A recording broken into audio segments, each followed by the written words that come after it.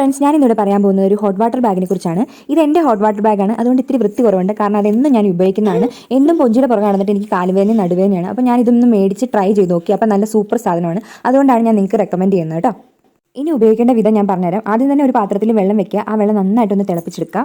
നമ്മുടെ വെള്ളം നന്നായിട്ട് ചൂടായിട്ടുണ്ട്. നമുക്ക് ഇനി അത് ഹോട്ട് വാട്ടർ ബാഗിലിട്ട് ഒഴിക്കാം. ഒഴിക്കുമ്പോൾ ശ്രദ്ധിക്കേണ്ട കാര്യം എന്ന് പറഞ്ഞിട്ടുണ്ടെങ്കിൽ നമ്മുടെ പാത്രത്തിന് വാവട്ടമുള്ളതാണ്. അതുകൊണ്ട് ഒരു ഗ്ലാസ് കൊണ്ട് കോരി ഒഴിക്കുകയാണെങ്കിൽ നല്ലതായിരിക്കും. കാരണം ആ ബാഗിൻ്റെ ഇതിന് വാവട്ടം ഇത്തിരി കുറവാണ്. അപ്പോൾ അങ്ങനെ ഒന്ന് ശ്രദ്ധിക്കേണ്ടതാണ്.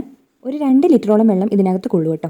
എല്ലാ വീട്ടിലും ഇത് മേടിച്ച് വെക്കേണ്ടത് അത്യാവശ്യമാണ്. വേദനകൾക്ക് ആണെന്നോ പെണ്ണെന്നോ കുട്ടിയെന്നോ വൃദ്ധനെന്നോ ഒന്നും ഇല്ലല്ലോ. അപ്പോൾ എല്ലാ വീട്ടിലും ഇത് ആവശ്യം വരുന്ന ഒരു സാധനമാണ്.